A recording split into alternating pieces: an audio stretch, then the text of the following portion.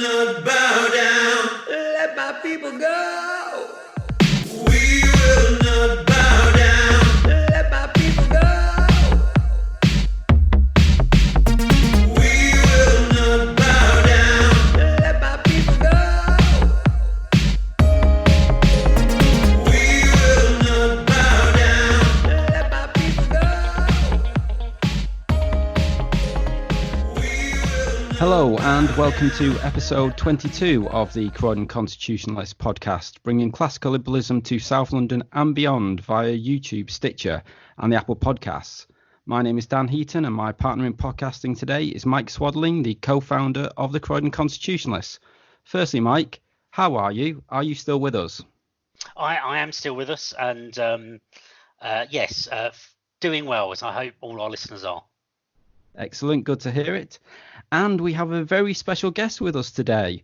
We have Peter Sonnex, who's joined us for the podcast. Peter was the Brexit Party candidate in the 2019 general election for the constituency of Croydon Central. Peter, welcome to the podcast.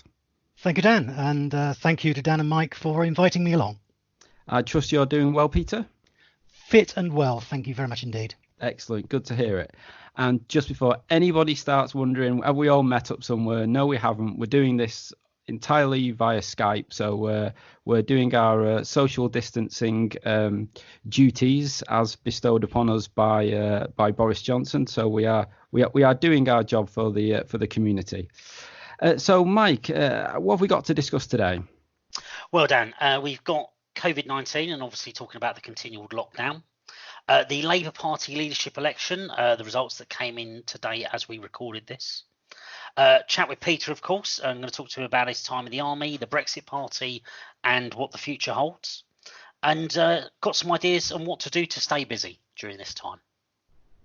Excellent. So, Mike, as you say, the COVID-19 lockdown continues. It's now been 2 weeks since the pubs and the gyms closed, and a little bit longer than that since football finished. How are you getting on with it all? This was the week that I started to go crazy, that's for sure. And I think looking online, perhaps the second week started to affect people, but you know, you try and carry on with your normal routines. The weather's been good this weekend. There's lots of talk of lots of people being out. I went out for a walk today. There was more people out than perhaps I'd seen during the week on my walks, but still all observing social distancing and all pretty reasonable with it. We have seen a bit of a drawback, I think, from the police on some of the more assertive enforcement they had in the first week. So some messages seem to have got through there, which is good. And the government, at least in their presentation, has got a grip of things, which I think they didn't have before. Peter, how are you coping with the lockdown at present? Yes, coping. I think later on you might find out that actually this has more in keeping with being on a military operation somewhere in a far-flung country. Certainly the sentiments are very, very similar, and the deprivations are very similar there. But no, for years I've been cursing for London, what is a relatively large garden, and cutting the grass, doing all that sort of stuff has been a woeful chore in the past. It's actually been a joy, and certainly over the last day or two.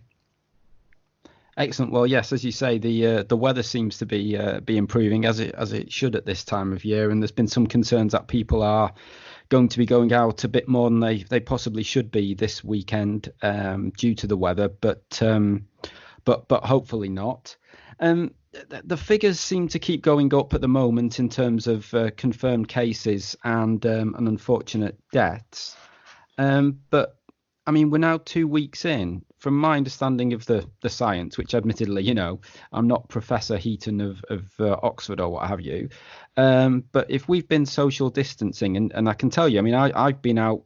The most I've been out in one day is twice, and the first one of those would be a jog at 6 o'clock in the morning where I see next to nobody, and another time will be if I pop to the shops to pick up some milk or something like that. And there's very few people about, and obviously people aren't really going to work unless they have to, or unless they work for the NHS. So there's a lot less chance of people being infected. So once you get 2 weeks into this, the number of infections must go down. Simply, just logically, it must go down. And if you have fewer infections, you'll have fewer people needing to be hospitalized, and hopefully fewer people dying. So I sort of think that we're going to hit the first peak, if you like, of this over the coming days, just logically.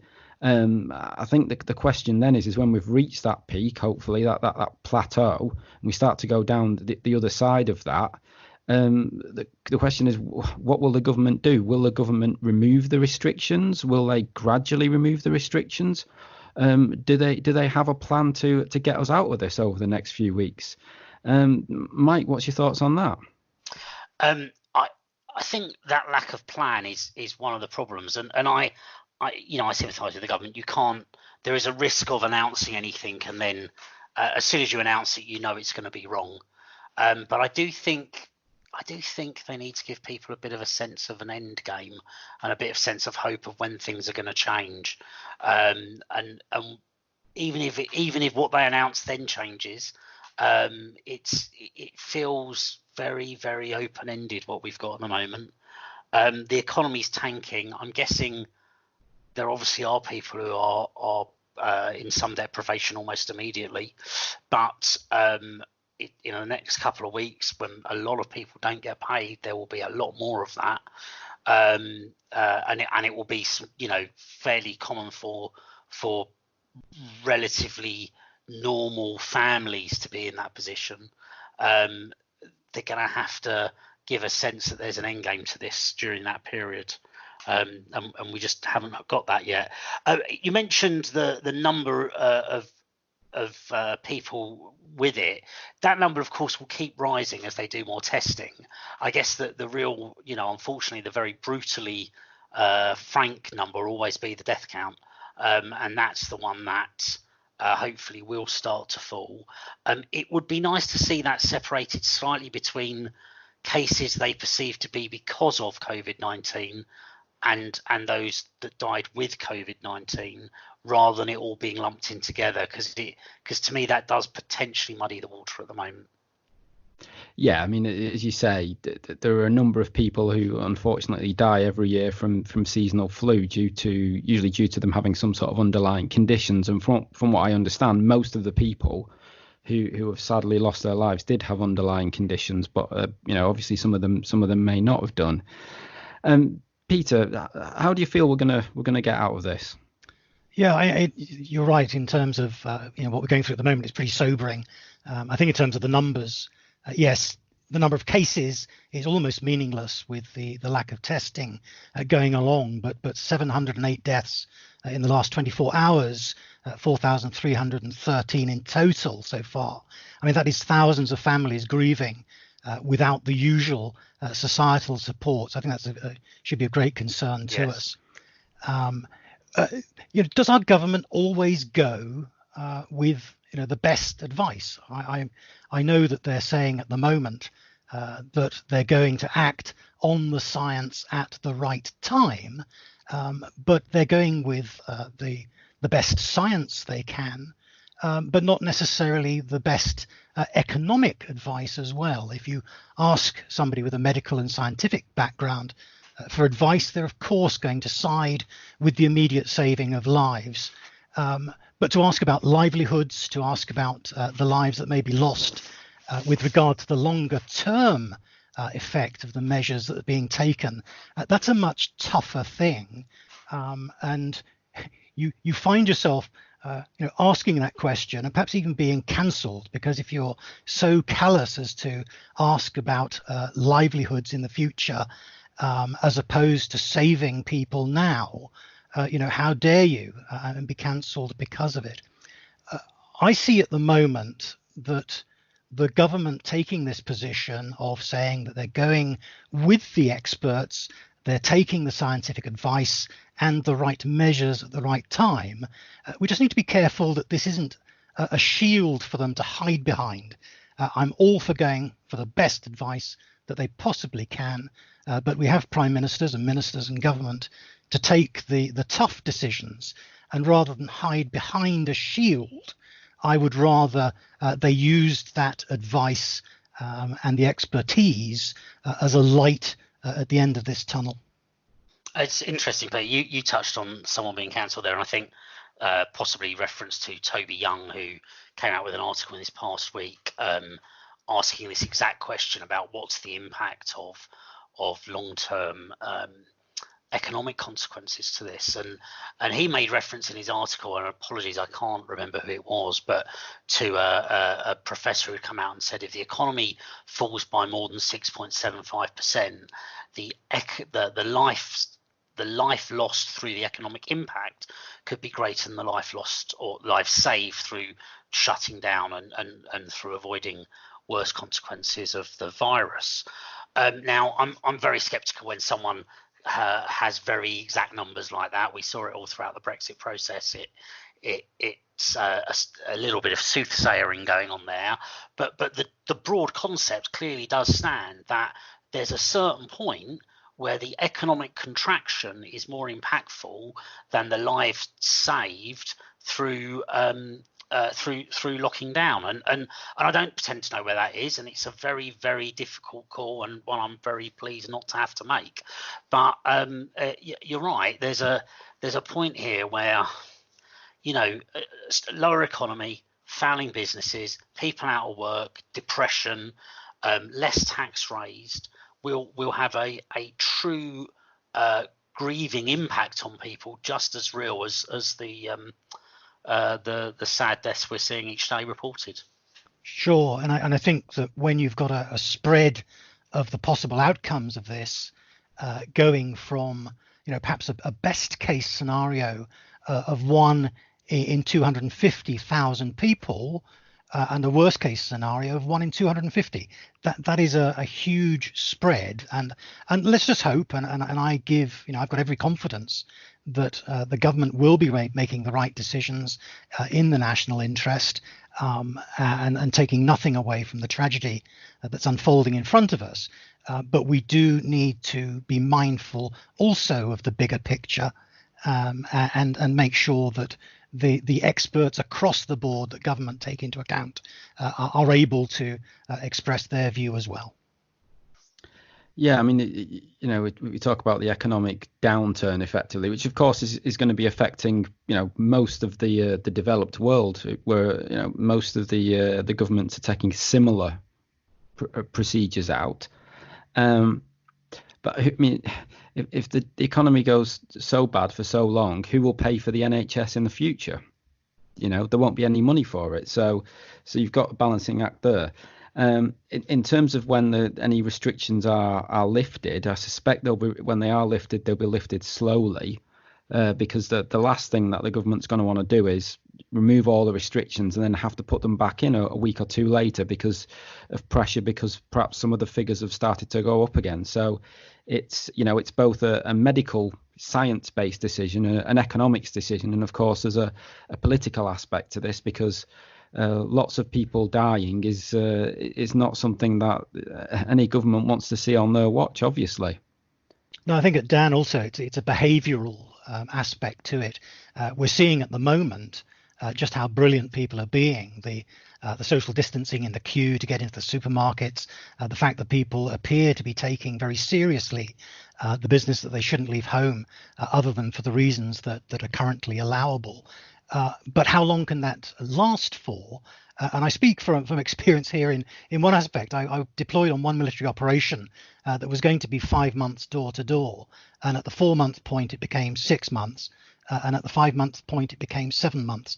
And although I consider myself as a pretty robust individual, the mental toll of having something pushed back is not insignificant.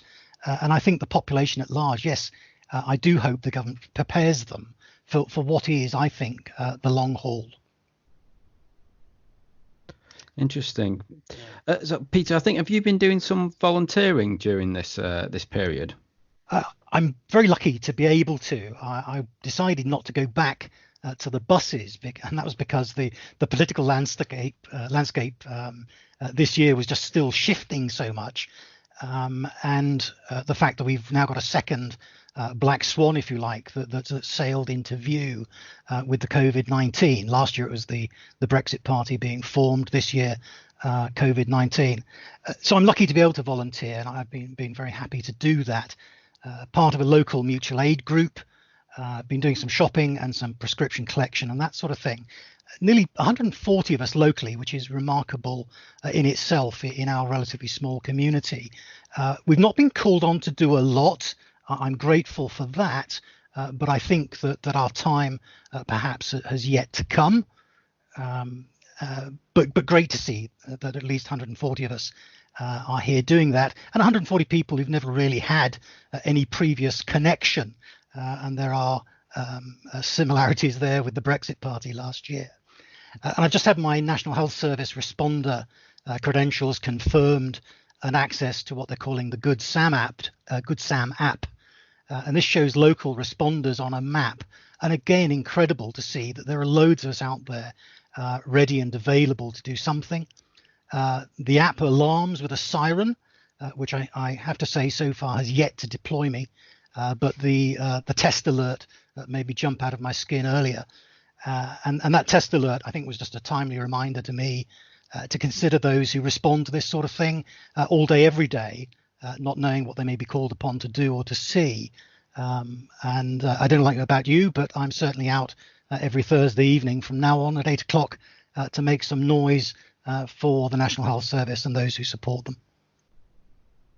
Yeah, it's been really good seeing communities come together in that way. I was watching a different podcast, shocking that they exist, trigonometry. I should get their name right.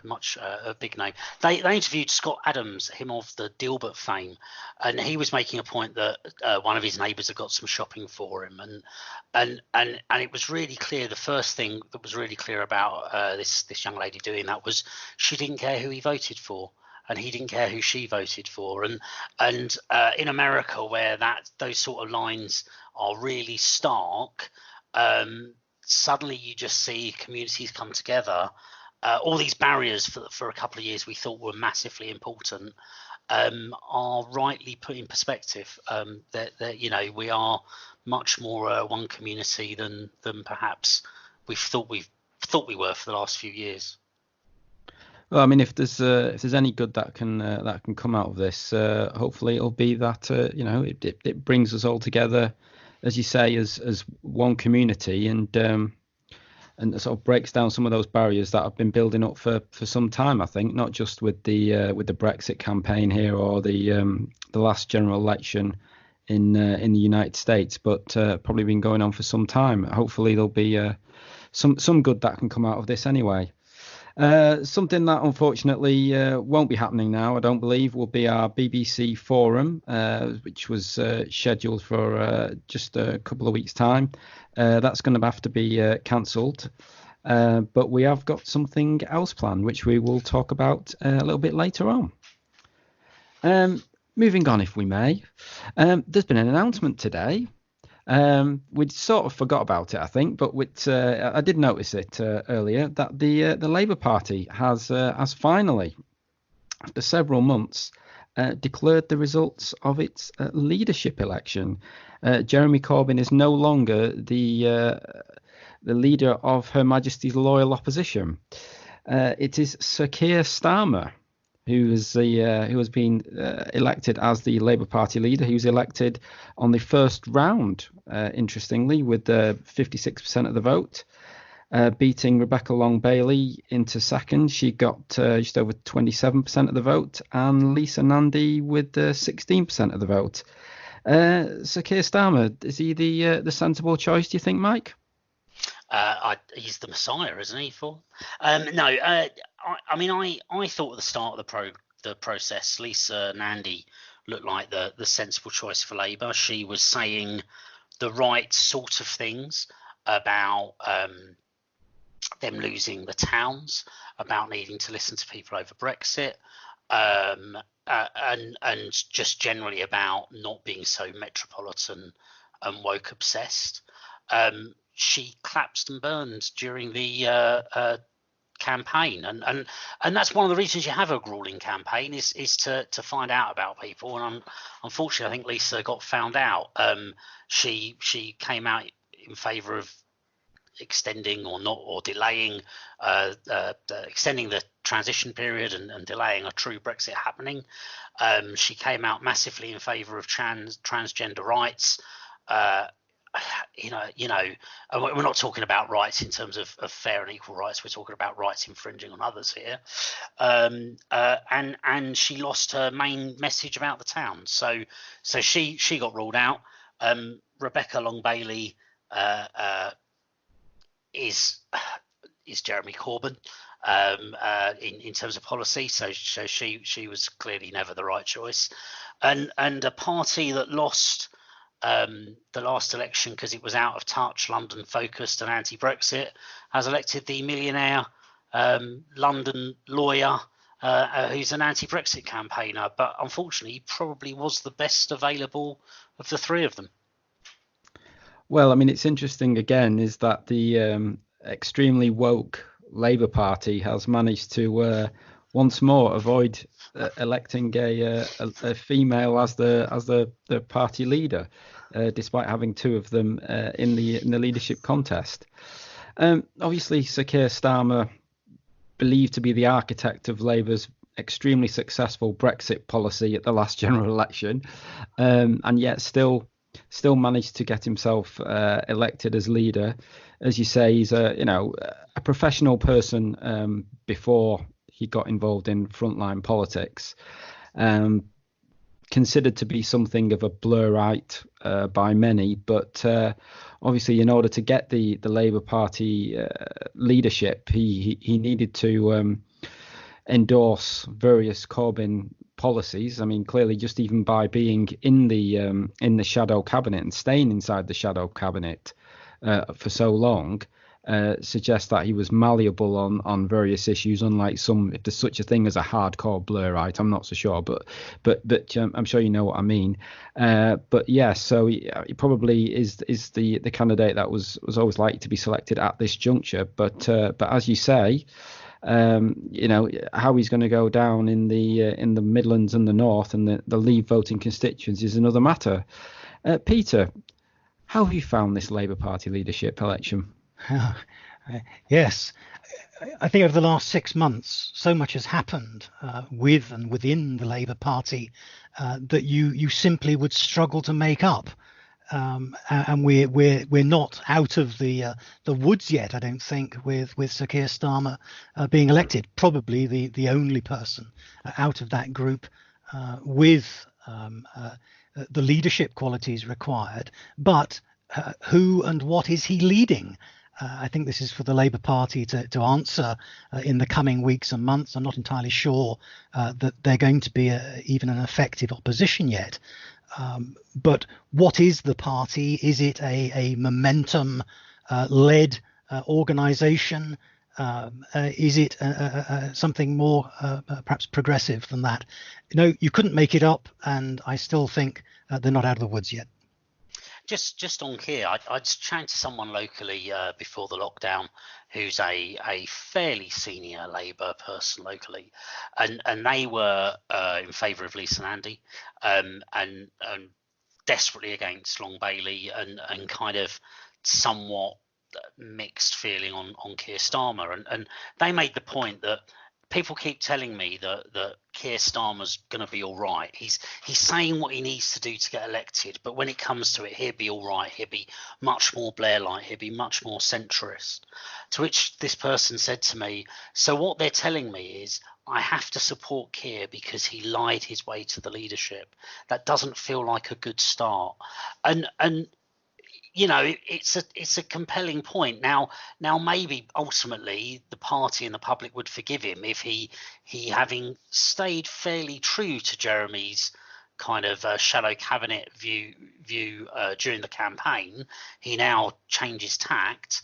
If it's successful, people might forgive him, but it doesn't speak well to character really if that's what he goes and does. No, I think we can look to the future makeup of the shadow cabinet as perhaps an indication of the direction of travel that Keir Starmer wants to go in, and see if that has a grassroots Labour appeal, particularly among those Labour supporters who lent their votes to the Conservative Party in the last general election. That's yet to be seen. And there's the elephant in the room still. It's not even had one bite taken out of it, and that is the anti-Semitism that the Labour Party has been grappling with for really far too long. I'm not somebody who's into identity politics at all, but I learned only today that Keir Starmer's family is being brought up in and with the traditions of Judaism, and that puts another interesting angle into this. Just what is Keir Starmer going to do to address anti-Semitism in the Labour Party? I find it incredible that is still a question that's being asked. It does rather strike me there that he could almost do with that being a battle to fight. If he could almost do with engineering, and I don't think he has to engineer it, I'm sure someone will do it, that one of these also ran deputy leaders or one of the cabinet ministers, shadow cabinet ministers who's soon to be let go of, goes and says something, goes and likes a tweet that's a little too much, and just banning them from the PLP, setting in motion the chain to get them kicked out of the party. He could do with finding drawing a line in the sand, finding a fight to pick, something that clause 4 moment. If and he could do with that soon, and particularly in the current mode where I think generally people are feeling very anti-hateful. Generally I don't think people do feel pro-hateful, but particularly at the moment with all that's going on, we know that these sort of nastiness people don't want to see. He might be wise to come down like a ton of bricks on someone if he gets the opportunity. Let's hope so.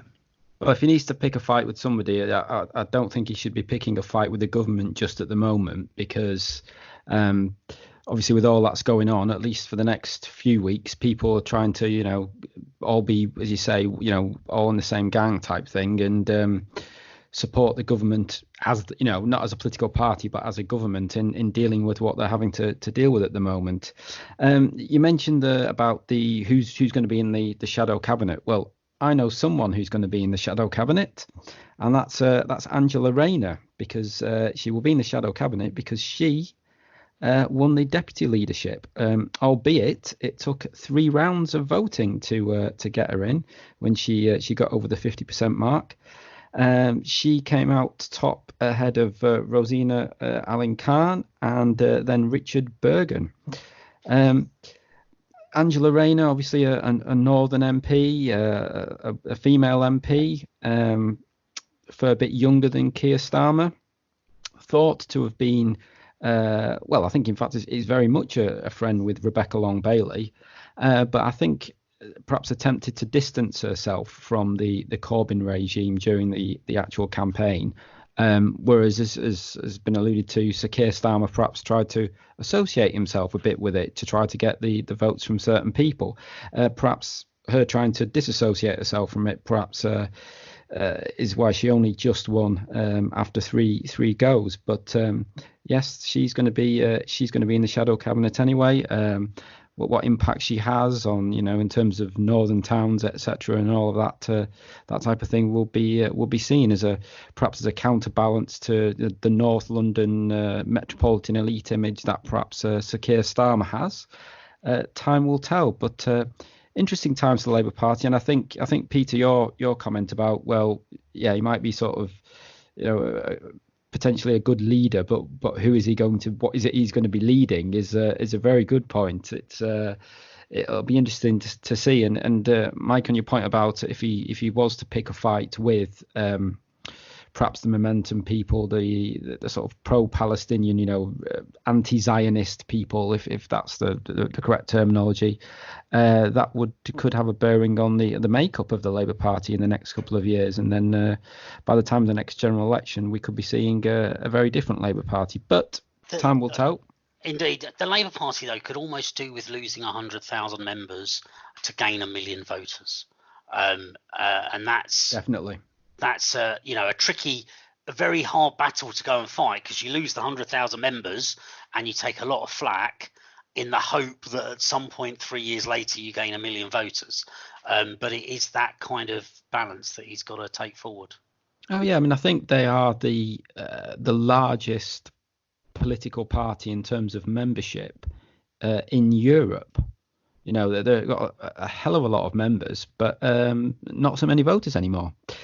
So yeah, it's very much a balancing act, isn't it? Clearly. Well, that's enough of Labour for now. I think it's time to talk to our special guest for today, Mr. Peter Sonnex. Mike, I think you've got some questions for Peter. Yeah, so Peter, thank you. You've interviewed with us. You spoke at our My Tuppence Worth event. You've subsequently written about what it was like to be a candidate, but want to sort of move on from some of those things. So thank you for that, and for everyone listening, have a look at our website. There's lots of previous articles by Peter there.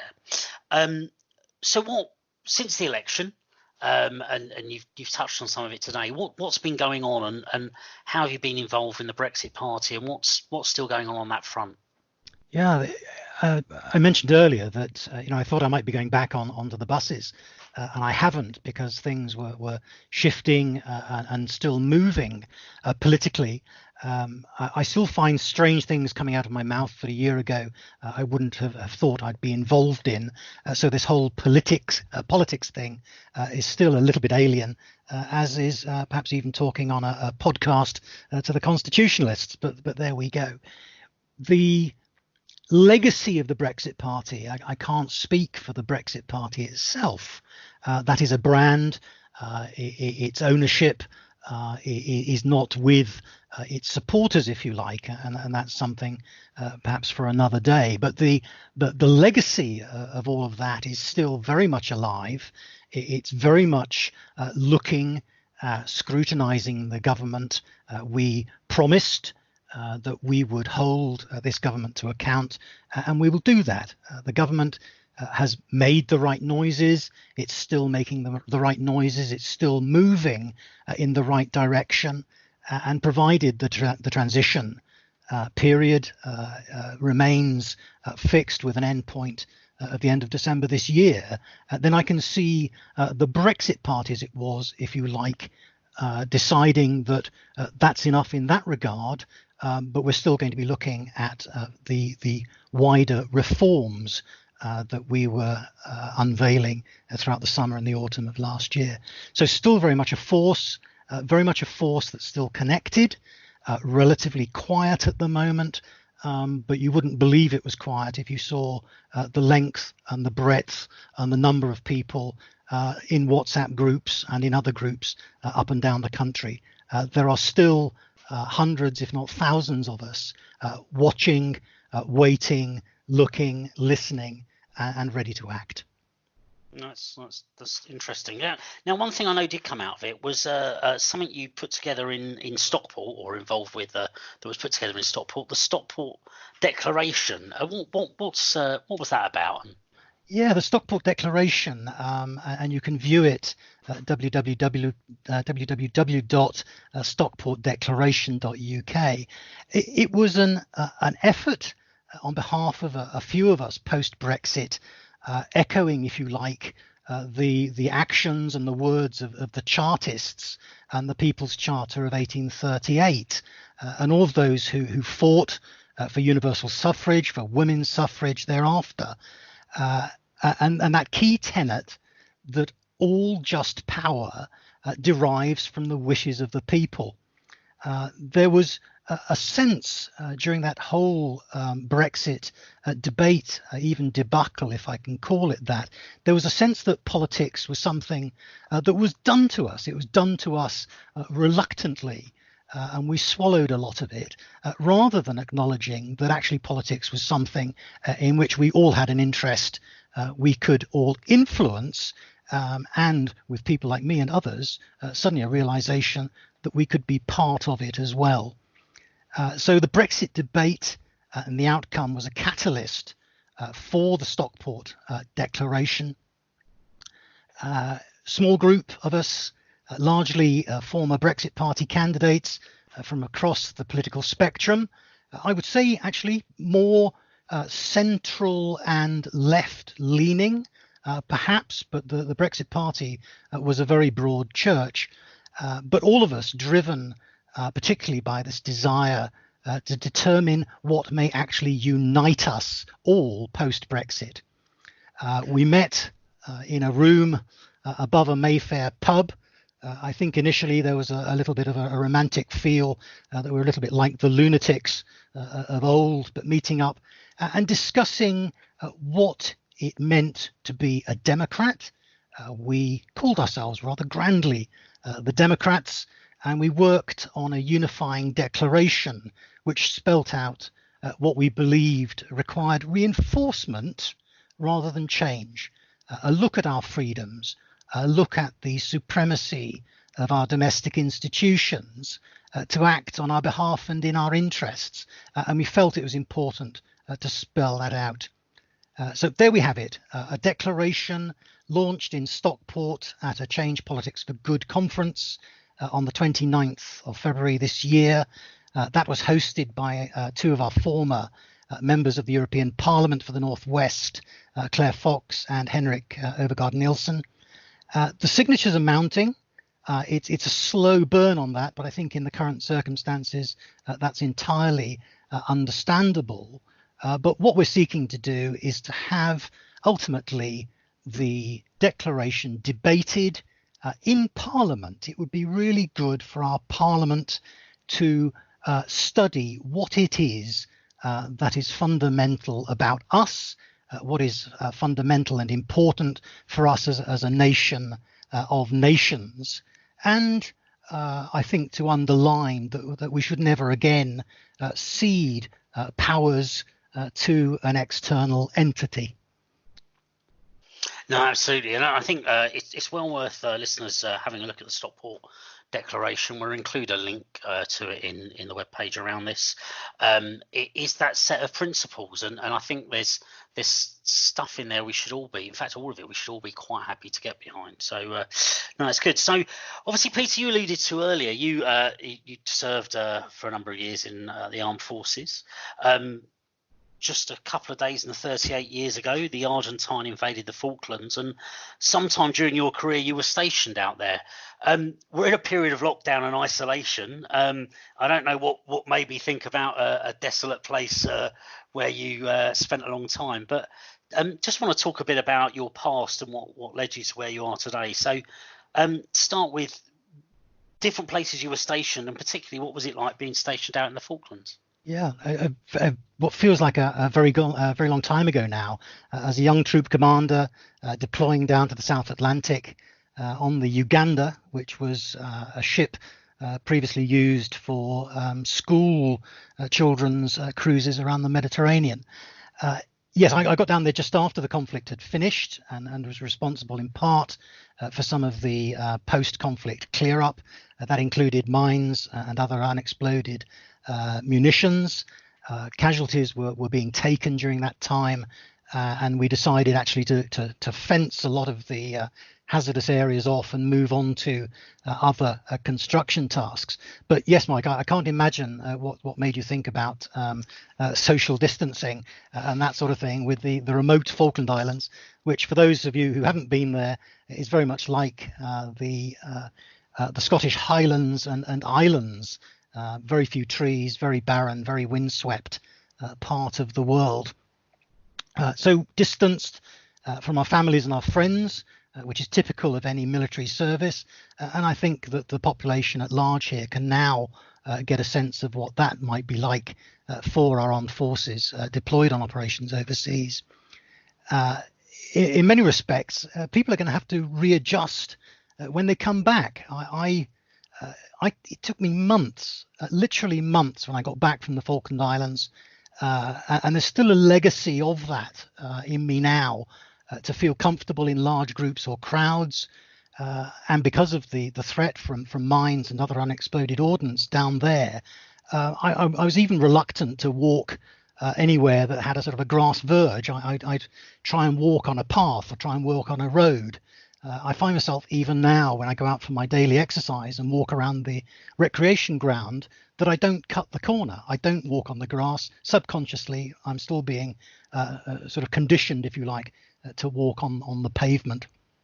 And that aversion to going off-road or across the grass was reinforced in my time in the former Yugoslavia, where anywhere off of an undisturbed hard surface like a road was a risk.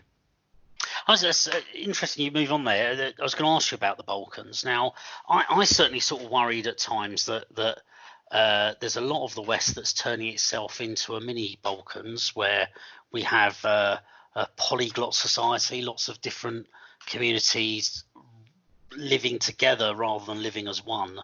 Any thoughts? What was that like being stationed out there? How did you find the different communities rubbing alongside each other? Yeah, there were roadblocks, there were checkpoints. That was the norm, certainly in the early days under the United Nations. One side or the other, including the United Nations, would be trying to exercise its control over the population. Most of whom, to be honest, were trying to get about their work, trying to get out to the fields where they had a subsistence living, or to be reunited with displaced family and friends. And it almost became accepted there as a way of life, sometimes having to pay in some form or another to get yourself through a police or other checkpoint with whatever you had. At a very trivial level, I did see one refrigerated van get through by offering the police a couple of ice lollies from the back of it. But that is just typical of what goes on there. And also that you had a situation whereby no politician, no mayor, no chief of police was there through anything other than the grace and favour of somebody else who wanted their interests protected and could pay them enough. Now, I'm not saying to any recognisable extent whatsoever that we're heading in that direction, and there's no need to be alarmist about the creation here of a corrupt police or paramilitary controlled state. But we do need to have our eyes open to the erosion of our freedoms. And that erosion can really come through just ignorance of those who've been given authority, our own ignorance in knowing what freedoms we have, and people taking responsibility for the powers that they have. Erosion of our freedom there. We've seen the last few years a sizable chunk of the country happy to ignore the result of an election.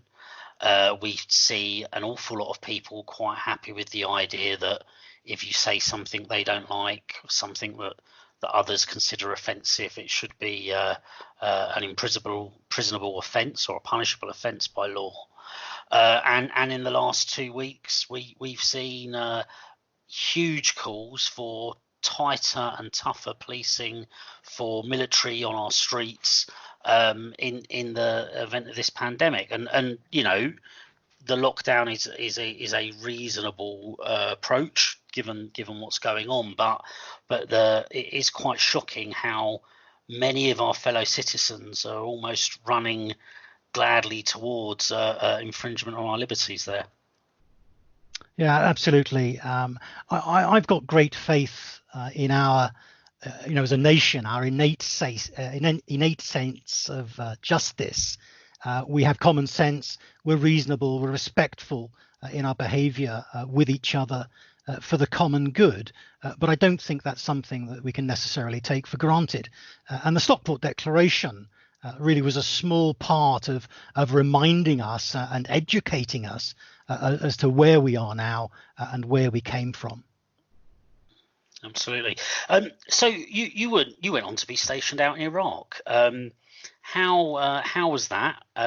What worked? And obviously a hugely controversial war, but on the ground, no doubt there was a job to do. And what do you feel worked and what didn't work about our time in occupation there? Yeah, it's very difficult not to, in hindsight, make comparisons with what you said earlier, Mike, about the government and its role on Brexit, and how Parliament was handling Brexit. Because one of the things that we truly learned about our time in Iraq was that you don't go making promises that you can't keep, or you can't hold out false hope to people. And some really big picture fundamental things were going wrong in Iraq from 2003 onwards. The thing that was hurting me very badly, because I was responsible for infrastructure and other aspects of trying to get Iraq back on its feet, providing electricity, providing water, that sort of thing. The Foreign Secretary and the Secretary for International Development, they'd both resigned. And yet clearly our government was making all sorts of promises about how our FCO and DFID were going to help Iraq in their immediate post-war period. So those respective departments were not only without leadership, but they were at odds with each other over what needed to be done. The Foreign and Commonwealth Office had its ideas, but no money. They were grappling with what it meant to be the occupying power, with local government, law and order, infrastructure and utilities and so on, whilst DFID was looking at poverty reduction, as it does. Now, as soldiers, we're always under-resourced, without the right equipment for the environment, and that's not unusual. And I can relate entirely to those now on the front line of the National Health Service, having to improvise, adapt and overcome. That's the cry that you hear, but often that's the cry to excuse our leaderships in those various areas, our leadership in the exercise of authority and allocation of resources, ultimately without holding them to account. Because, of course, if you in the army and you try and hold your leadership to account, that's disloyal. And we let the people of Iraq, let alone our soldiers, down in some respects by being perhaps a little bit too loyal and unquestioning. Loyalty, though, it's always a two-way street, and we may respect those with authority if they acknowledge their responsibility. They put us in harm's way, and if they were honest about the fact that the mandate perhaps was insufficient or the resources were insufficient, then I could respect that. But the post-Iraq aspects that were exposed through the Chilcot inquiry, the unaccountability and the excuse-making of government in that aftermath, the dodgy dossiers, the misguided and sanctioned at a very high level hounding of soldiers who had acted in good faith by such as the public interest lawyers and the Iraq historical allegations team. There remain injustices there that have still to be righted. Just out of interest there, so did you, though this was all part of a program of nation building that came out of the neocons in America, and obviously there was a lot that led in terms of WMD to Iraq specifically. What's your thoughts on nation building? Do you think that's a laudable goal or a realistic goal for an armed forces such as the British troops to go in and try and do? I'm not entirely sure if it was nation building from the outset or simply regime change. They achieved regime change very easily, relatively easily. The forces that were deployed against the Iraqis were overwhelming, and they would have been for just about any military on the planet. The nation building bit, I don't think had been thought through as much as it could and should have been. There's so much that we held out in hope that was never realized, and we paid a price for that. We were after a honeymoon period, we changed the regime, got that part of the operation done, soldiers doing what professional soldiers do very well. But the aftermath of that, the political aftermath of that, was really not thought through. No, absolutely. And I suppose just following on from that, and I often wondered at the time whether we almost needed to, we tried to bring about, or it was reported we were trying to bring about a liberal democracy, and we took that from the wrong angle. We brought about the democracy and hoped it would be liberal. I often wondered, and a bit like the occupation of Germany and Japan um, after the Second World War, whether we ought to have brought about the liberal and then eventually created a democracy when the country was ready for that. What, how do you think we could have approached it differently to end up with a better legacy than we did?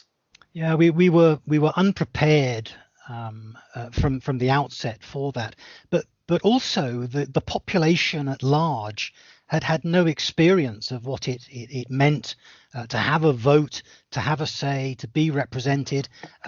We still ended up with a political elite in Iraq, now largely from the opposition, who had been in exile, who returned, and there was still a huge disconnect with the people of Iraq at the time. Those political elites were still exercising power through oppression. They were still exercising power through not allowing freedom of movement, by controlling water, by controlling electricity, and so on. So the political elites never really started from a liberal standpoint. So it didn't have the foundations. It was not thought through in a coherent, cohesive way, in the sense that you thought it might have done. It was very disconnected. So after that time, I believe you served in as an official in Whitehall. At the moment, we've got a lot of civil servants running around doing a lot of things, and obviously working in a very tricky and new environment. How did you find Whitehall, and how ready are they for the challenges ahead? Well, you've seen episodes of Yes Minister and Yes Prime Minister, Mike. Yes. That is so true. You would, yes, no, you can believe that is how Whitehall operates. And I spent 5 years there as an official in the Ministry of Defence. The thing that really struck me, and I'm trying not to be too negative here, we can laud and praise our civil service on many counts for their impartiality, for how they support government and what they do. There are a lot of professional and diligent, dedicated people out there. But you still get the fiefdoms, you still get personal interests, departmental interests being played out, rather than sometimes even ministerial interests, let alone national interests. The priorities that are played out in Whitehall are not necessarily the ones that you would think. Civil servants have careers just like anybody else, and you'll want to make sure that you have influence in the right area, that you move around departments to get yourself known. And therefore, there's a lot of personal interest, departmental interest, not necessarily selfless interest in the ministerial or in the national interest. Most graphically, I saw it because my job in the Ministry of Defence involved a lot of interactions with the Foreign and Commonwealth Office and with the Department for International Development. And bearing in mind my time in Iraq, they both had previous, as far as I was concerned. And something has come up recently where people have been saying, well, should the Foreign and Commonwealth Office and the Department for International Development be recombined as they were before the Robin Cook and Claire Short days of the Blair government? Should they be recombined into one government department? The Foreign and Commonwealth Office has no money. DFID has got all the money. Foreign and Commonwealth Office has all the ideas as to how our national interest can best be served on the world stage, but doesn't have the resources to do it. In recombining those two departments, which I think would be a great idea, something that may not be particularly known to our listeners is that to work in DFID, you don't need to be a UK national. And a lot of the people who work within DFID, they do good things, absolutely no doubt about that. but they come through DFID on a career path, having worked with other national and international organizations. And rather cynically, you could almost characterize a lot of what they do as helping others to help themselves. It's within their DNA. And I really do regret that I have a cynical take on those things, and that the interests of DFID are not necessarily naturally in the national interest. There is hope for now, because what the government has done, I think, realizing that combining DFID with the Foreign and Commonwealth Office, you can't do that. The FCO is staffed entirely by United Kingdom nationals, as is the Ministry of Defence, as is the Home Office. You can't recombine those two government departments because DFID, as I say, is not made up entirely of UK nationals. But acknowledging that challenge, we are now seeing that there are joint ministers. We've got ministers who are responsible jointly across DFID and the FCO, and that has to give us hope for the future that DFID, yes, let's look at poverty reduction on the planet, but let's also look at those things where we can join forces and provide something that is truly in the national interest. And Peter, I understand you've been working on driving a London bus in more recent years. You might have sensed it actually with my sort of cynical view of my time in the military and in Whitehall after that I had become a little bit jaded with working on the basis of what I knew and who I knew, and being somebody who is actually more practical than cerebral, if you like. I thought, what can I actually do? What would I enjoy doing? What would get me up early in the morning? What would keep me working late at night? And I actually came down with a bit of analysis on the side of driving. And I loved my time driving a London bus, and I look forward to going back to it at some point in the future. There are really very few jobs where you can say thank you to 300 or so people every single day, and where you can see also perhaps the best and the visceral worst in people every single day was, as they say, a school day. So my hope is that when COVID-19 is history, and that we can adjust to respecting each other as before, perhaps something that Mike alluded to earlier, we can look to this unity of purpose and recognizing value in everybody. Recognizing value in everything that people do, and that's from cleaning an office early in the morning or late at night to driving a bus or to running the country. Let's be a little bit more respectful. Let's be more selfless in what we do, and come down a little bit. Be a little bit intolerant if we're going to be intolerant of anything. Become intolerant of those who are selfish, disrespectful of the space and value of their fellow citizens. Let's hope that we can be more intolerant of selfish disregard for others, but come out of the other side of this COVID-19 event really upbeat and positive about the good that can come from it. Let's certainly hope so. But whether you go back to driving London bus or whatever, what do you think is the future for yourself in politics? Wow. As I say, the Brexit Party legacy is still very strong, very active, and the latest development, which is one that I'll probably leave you with, is that whilst it was decided in late January, early February of this year that the Brexit Party would not contest the now postponed London mayoral and Greater London Assembly elections, the deferment to those elections to next year has actually presented an opportunity for engagement. That engagement may not be under the Brexit Party brand. That's not our gift to use, but we do have potential candidates in waiting, in training and in preparation, and candidates that can truly differentiate themselves from the current offering, and I think be of great value to London and the United Kingdom. So I think that's all I can say there on that. watch this space. But if we've had two black swans in the space of 1 year, with the Brexit Party being formed, with the COVID-19 event, perhaps there's time for another black swan next year. Indeed, who knows? It's interesting times, certainly in British politics and indeed across the globe.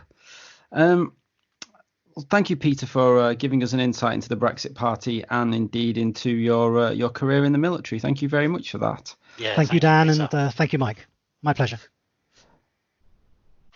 Mike, I believe we've got some interviews on our website that might interest people. Do you want to talk people through that? Yeah, so absolutely. So after that fascinating interview with Peter, there may be some others of interest to you, something to while away the hours as we're in shutdown. We interviewed Robert Ward, the councillor for Selsdon and Addington Village, a local Brexiteer, wrote extensively for the Croydon Citizen, writes now for the Croydon, for Conservative Home. Well worth reading, interesting local councillor and involved in the community, and find out what he's up to. We also did an interesting interview with Nimit Shishodia. He's a political activist involved in the last election for the Conservatives, and a community campaigner for the Indian diaspora. And he was brought up in India and worked over here and has a family over here now for a number of years. Again, interesting to hear his take on British politics, on Indian politics, and how he's got involved in his community. Both on our website. Have a read, get in touch and tell us what you think about them. Absolutely. And if you'd like to get in touch with us, you can do via the Twitter at Croydon Const. We go via the Facebook page, via the website at croydonconstitutionalist.uk, or via email, croydonconstitutionalist@gmail.com. So, Mike, we're in lockdown, but what have we got coming up? So, as Dan mentioned earlier, unfortunately, our BBC event will be postponed. We're looking for a new date, and we'll let people know that once we know. And obviously, that's a date we hope to achieve. But before then, you're obviously all missing meeting up with us, and who can blame you? And we thought, well, let's have an online meetup. These online drinks and meetups are becoming quite popular at the moment. So on Wednesday, the 15th of April, from 7 p.m. till 9:30 p.m, we will be hosting a go-to meeting online, where you can dial in, have your video and audio up, and we can have a chat. Bring your own drinks in your place of isolation, and have a catch up and just chat about all things Brexit, politics, chew the fat, just keep everyone sane, whatever it might be. The meeting will be hosted it's at www.gotomeet.me/Croydon Constitutionalists. That will be up on our website. It will be up on our social media, or just get in touch and we can resend you that URL. First time we've done this, or I've done it with other groups. Could be interesting, and a chance for us all to catch up, and a way to while away an evening.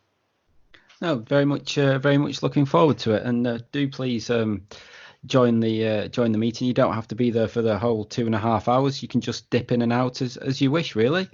You don't need any specialist equipment, as long as if you've got a laptop, it'll have a microphone built in and a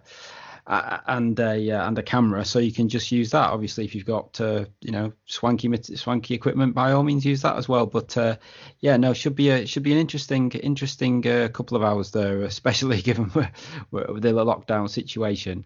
And do please get in touch about anything else. But until next time, I'd just like to say thank you very much once again to Peter for joining us for the podcast. Yes, thank you. Fascinating. And until next time, it's goodbye from me. And goodbye from me. Stay safe, everybody.